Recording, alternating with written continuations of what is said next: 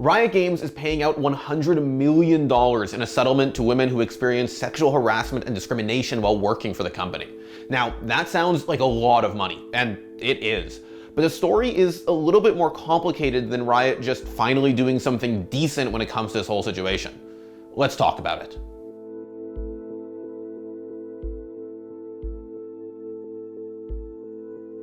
So, on December 27th, the Washington Post's Shannon Liao reported that Riot Games, the California Department of Fair Employment and Housing, the California Division of Labor Standards Enforcement, and quote, certain claimants had reached a $100 million settlement about a 2018 lawsuit regarding gender discrimination that took place at the company. In plain English, Riot is paying out $100 million to women who experience sexual harassment and discrimination while working at Riot Games. This is obviously a big deal, but there's a lot of context that we have to lay out before we talk about what this means and what happens next. Starting at the very beginning, in August 2018, Kotaku published a report by Cecilia D'Anastasia alleging that there was a culture of sexist attitude and gender discrimination at Riot Games. The article included quotes from then current and former Riot employees about how women were often paid less than men at Riot, given less raises than men at Riot, and were given fewer promotions than men at Riot. A few months later, in November 2018, then current Riot employees Jess Negron and Melanie McCracken filed a lawsuit alleging that there was gender discrimination and sexual harassment occurring at Riot Games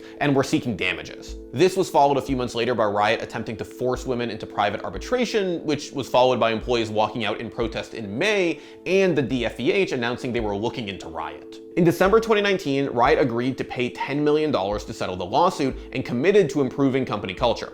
But then the DFEH and DLSE stepped in to say that they believe the women involved in the class action lawsuit actually deserved $400 million and blocked Riot from paying out the $10 million. They did this, according to court filings, because the DLSE stepped in to say that they believe the lawyers representing the women at Riot did not do their due diligence and could have, quote, let Riot off the hook for breaking more labor laws. Which basically brings us up to today. After months of pretty much radio silence, Riot is now paying out $100 million to these women.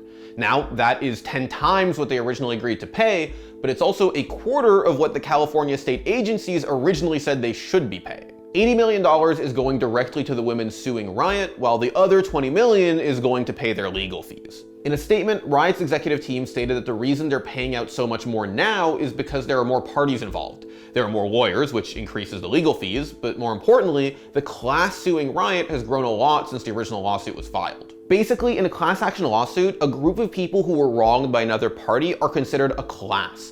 And what started as a relatively small class in this particular lawsuit grew a lot since Riot agreed to pay the $10 million back in 2019. See, now it covers all people who identify as women who worked full-time or in temporary contract positions at Riot since November 2014. Basically, Riot is saying one of the reasons they're paying out so much more money is because there are a lot more people suing them now. Now, to be clear, a settlement like this is not an admission of guilt. We'll get to how Riot feels about what went down in a bit, but for now, what you have to understand is that this isn't Riot admitting that they broke labor laws. In fact, in their statement, Riot's executive team says this: given the ambitious goals we have for Camp 2 and the tens of millions of dollars we'd spend each year on lawyers to help resolve these cases, money we'd rather pay to the women in this class and to invest in Riot's future, it became clear during these past several months that the best outcome for everyone would be to come to a final resolution. Effectively, what Riot is saying here is that if they were going to fight this in court, the legal fees were going to balloon like crazy. So it'd be cheaper, and better, honestly, to just pay out money to the women who were allegedly discriminated against or sexually harassed while working at Riot. This is a pretty common reason for settlements, by the way. Somebody realizes that a protracted court battle is going to be a lot messier and a lot more expensive than just paying out the money right now and making the lawsuit go away. And to be clear, just because I sound super cynical about all this doesn't mean I think this is terrible or something. I think it's genuinely great that Riot has to pay out 10 times what they originally agreed, and that it seems like women are going to be receiving reparatory funds for the harm they experienced while working at Riot. But Riot is still referring to the lawsuit as being around alleged gender harassment and discrimination occurring at the company, while also saying this: we also know that at the end of the day, this issue isn't just about legal arguments. It's about human beings and their individual experiences. While we're proud of how far we've come since 2018, it's important that we also take responsibility for our past.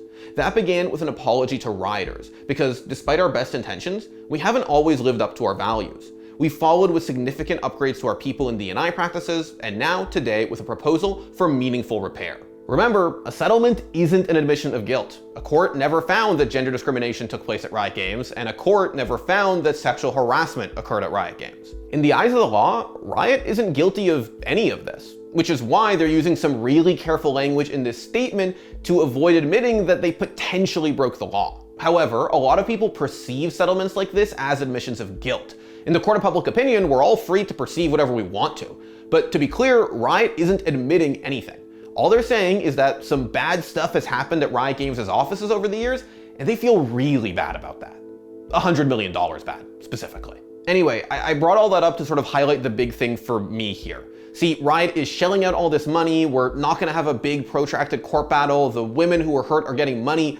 I think all of that is good, basically. But what's more nebulous is what happens next. The law firms representing the women suing Riot are quoted in the statement basically saying it's a great day for women in the games industry and that hopefully this marks a trend moving forward of women demanding fair treatment of pay. Notably, we've been hearing stories about similar things happening at other major game studios, like Activision, Blizzard, and Ubisoft. All of this has happened, and in some cases might still be happening at some studios, but what are the next steps? Riot talks in this statement about investing in the future, but what does that look like? Riot CEO Niccolo Laurent is quoted in the statement, and he's currently embroiled in a sexual misconduct lawsuit. His former executive assistant is suing him for allegedly behaving improperly towards her. And while Riot has cleared him internally after a third-party investigation found that he didn't do anything the lawsuit alleges, Sharon O'Donnell, his former assistant, has doubled down on her claims. Scott Gelb, who according to a separate Kotaku report by D'Anastasio, allegedly walked around the office doing things like grabbing people's balls, humping employees as a joke, and farting on people,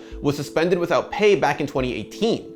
But then, in January 2021, he was promoted to president of games at Riot. These are two names that have been alleged of fostering the kind of attitude at Riot that led to this lawsuit in the first place. I'm not going to say that progress is impossible with folks like these two at the helm because one, these allegations have not been proven in a court of law, so that's all they are right now, allegations.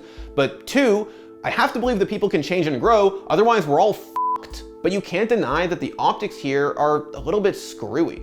Riot talks a big game in the statement about how far they've come since 2018 and how they're going to invest in their future to make it a better place to work.